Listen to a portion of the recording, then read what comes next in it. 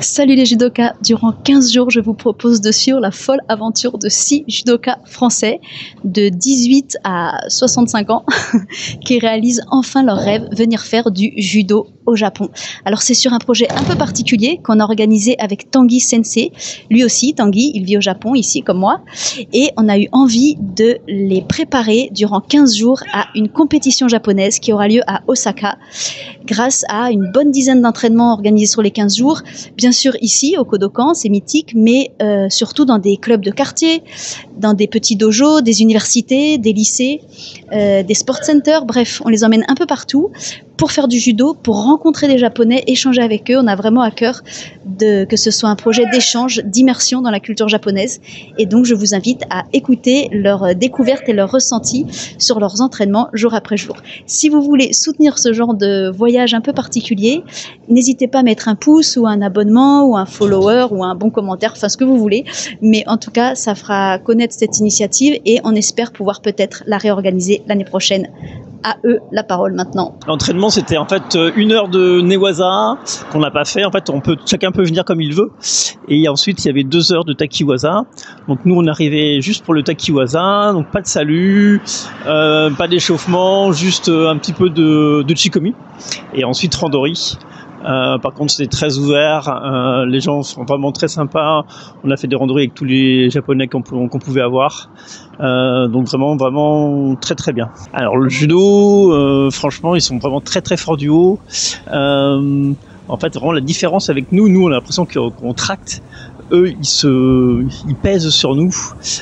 C'est vraiment, enfin, on a l'impression qu'ils sont super forts du haut. Et en fait, ils vous scotchent contre le tatami. C'est vraiment une façon de faire que j'avais pas ressenti depuis très très longtemps, où on a vraiment l'impression qu'ils sont très forts du haut. Ça bouscule un petit peu au départ. Et avec une moins de 48, une jeune fille vraiment toute menue, et elle a bien vu que mon bras fort c'est le bras droit. Elle a juste posé en fait sa main sur mon bras fort. Et j'avais l'impression d'avoir une enclume sur le bras, et franchement c'est juste la posture qui fait que, c'est pas son poids qui fait que c'est si fort, hein. C'est vraiment la posture, c'est vraiment tout le corps qui venait peser sur mon bras. Et franchement ça m'embêtait vraiment, je pouvais pas développer mon propre judo si ça restait comme ça. Chikomi, ah oui, la façon dont ils font, vraiment beaucoup sur les poignets, et c'est vraiment un tirage continuel, aussi bien sur quand je ressors, quand j'entre. Il y a vraiment alors quand je sors, c'est vraiment aussi pareil, ça tire, ça te met en appui, ça repart automatiquement. Et il y a vraiment une gestion des poignets qui sont là pour faire le déséquilibre. C'est une forme de corps qui est vraiment phénoménale, quoi. On sent qu'on est collé de tout d'en haut jusqu'en bas, quoi. Ils ont pas beaucoup de techniques. Enfin, quand on regarde, ils font Kochigari, Ochigari, un peu du Shimata et Ozoto. C'est les 4 principales qui font. Et c'est vraiment du basique. Il y a pas de compte. Enfin, des choses comme Uranage, ça ils font pas.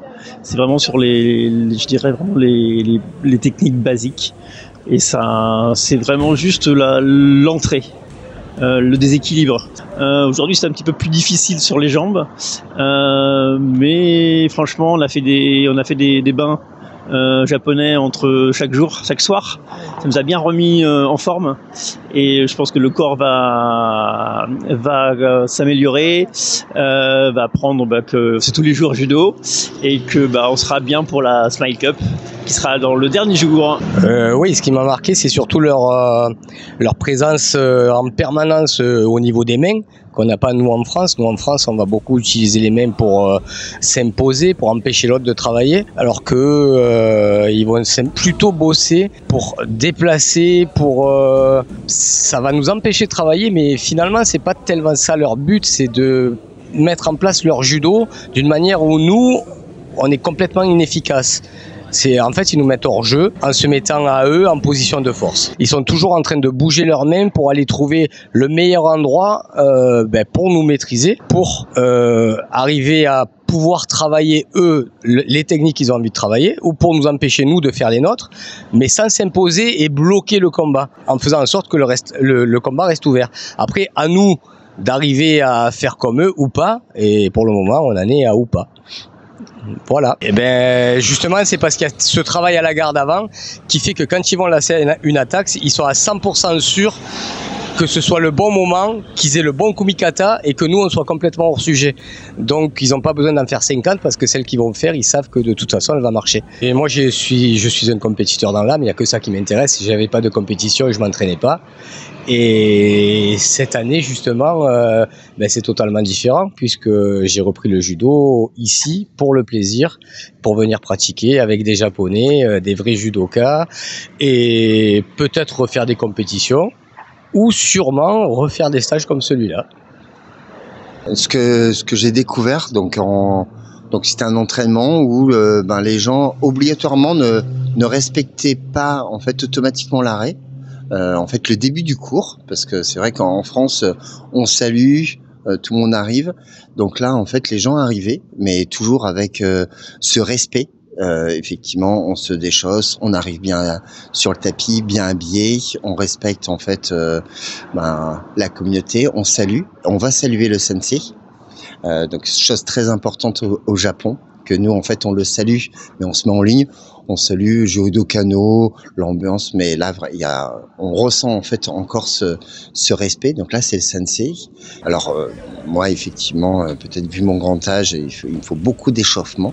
Donc là, il n'y avait pas d'échauffement.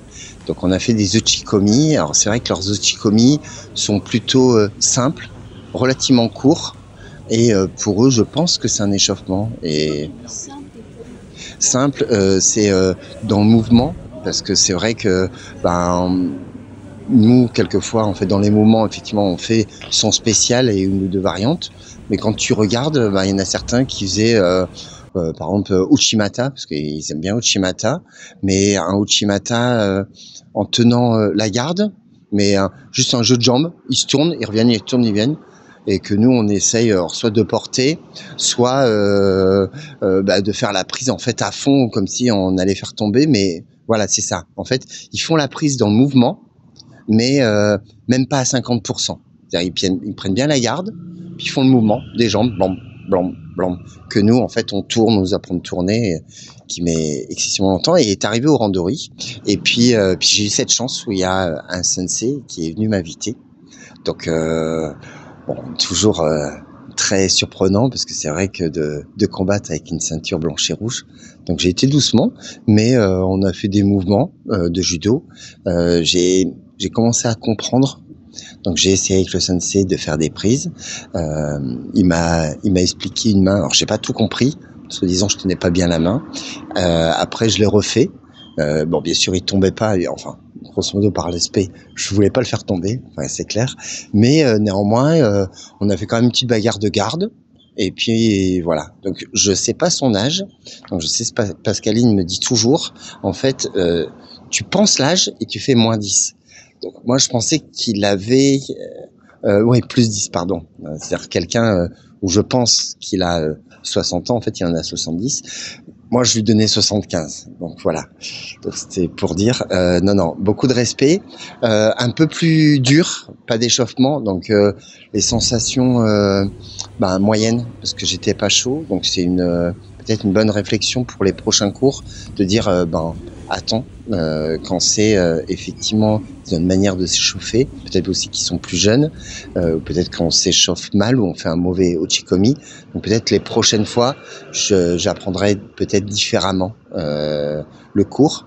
Donc voilà. Donc non. Par contre, ce qui est extraordinaire, effectivement, d'être invité dans des clubs, derrière d'offrir un petit cadeau, de voir en fait d'autres personnes qu'on avait déjà vues déjà.